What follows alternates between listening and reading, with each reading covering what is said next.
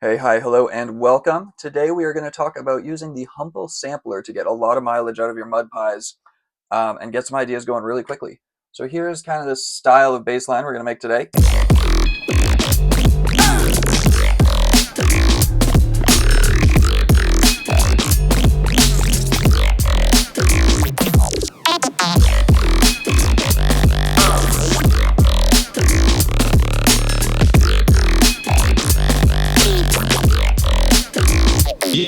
So you can hear we got a call and response going between a few different voices, but it's really all just one or two samplers. They give us a lot of interest really quickly, and we're just going to load those samplers with something like this.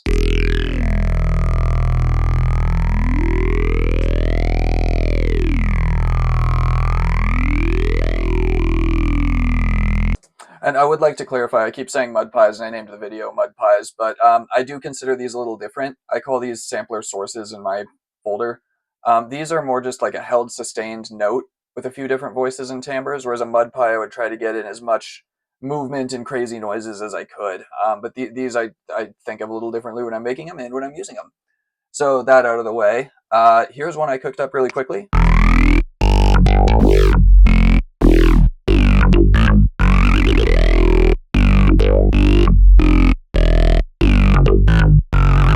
Took me less than 10 minutes to make that, and there's the start of a tune. Now we can develop that, work on it. Really easy to get in here, and you can just change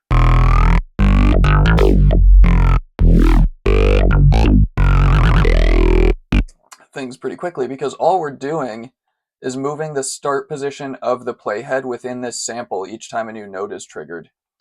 And we're doing that with our auxiliary envelope over here, and then just taking advantage of as many of the fun things in the sampler as we can. We could obviously start putting effects and stuff after these chains and getting even crazier with it, but just as a way to get started, this is pretty great. So we're gonna build one of these from scratch. We've got our handy dandy sampler ready, and I'll just throw in this same sample. I've already drawn in a little bit of a bass riff. Nothing special, just pick a few notes and we're getting started. I think we want to go down an octave there. So we'll hit our volume up to 0 and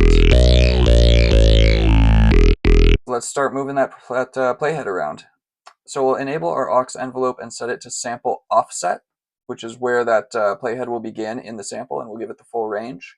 And now this peak of that envelope is effectively our start position. So we'll just map that to a knob. And then we'll just come in, and just to get ourselves on the board, let's just throw in a few different start positions. You really only have to automate at the beginning of MIDI notes as well. Once the note's started, it's not going to jump around if you move that in the middle of the note. All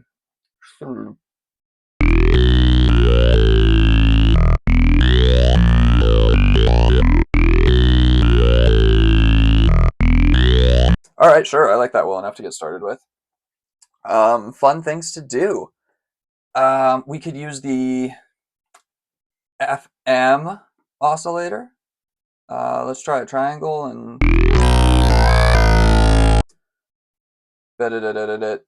1 E and 2 E and so I would like to move this around, get some stepped automation on this.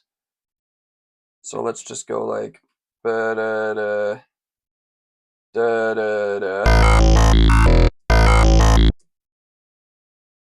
Oh, you know what?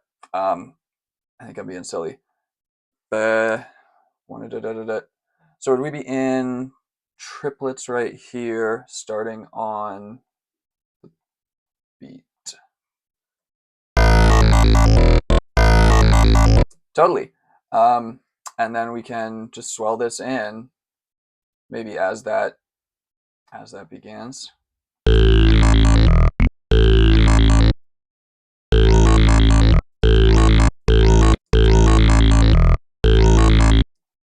And then let's just mess around with this for a second.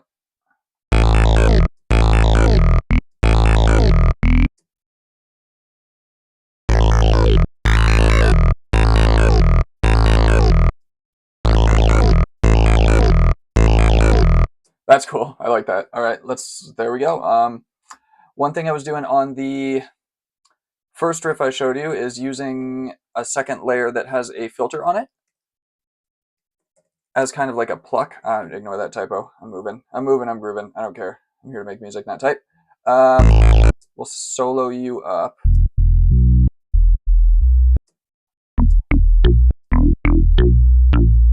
Put a little bit of velocity sensitivity on the frequency here, and then I'll open that filter up. And some on the time of that envelope as well. So now different velocities will give us different amounts and timings of donk and pump on that. And then how I'd like to separate those out is I will use the velocity sensitivity in here. And as long as we're at full velocity, you're just going to play the main layer. Anything less than that, and we will get into these different amounts here.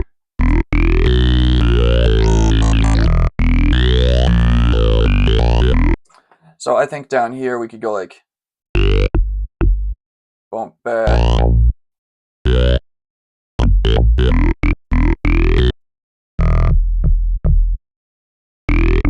Something like this.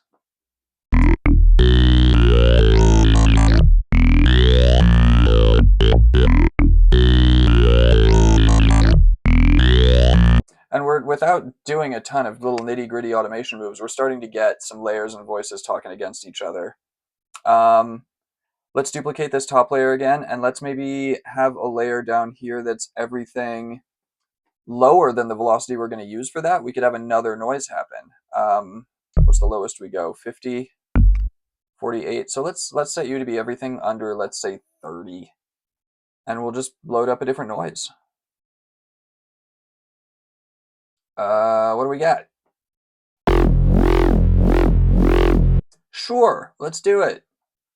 Toss you in there. I believe that one was said it was an F, yeah. And then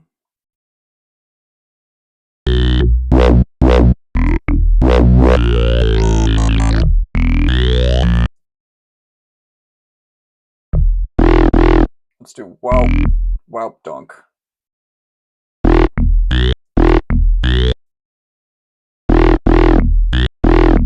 And I think we might have a, what's going on with this guy? So we have a filter on, yeah. And because we copy and pasted the one from the original, that sample offset knob is going to affect this guy as well, so we can very easily.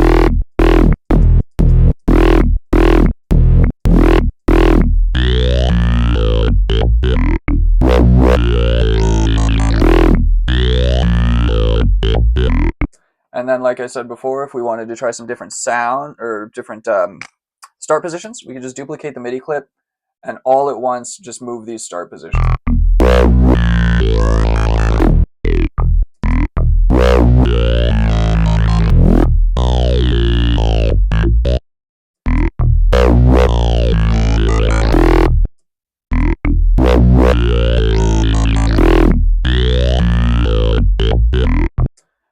This one is going to be kind of silly because we have specific things going on with the velocity, but you could, because we're switching voices with the velocity, very easily just randomize that velocity. So let's get an expression control.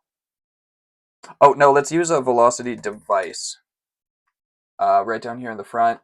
And then I want it fully random, and I can never remember exactly how to set this.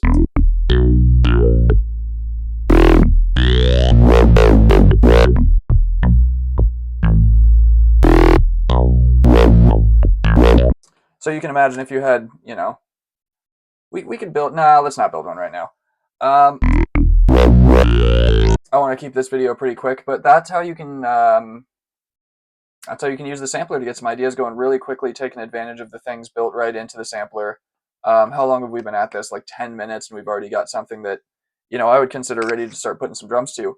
So Patreon subscribers are going to get this project with all of these racks, as well as this folder of sampler sources you can get started with. And thanks for watching. I hope you guys enjoy it.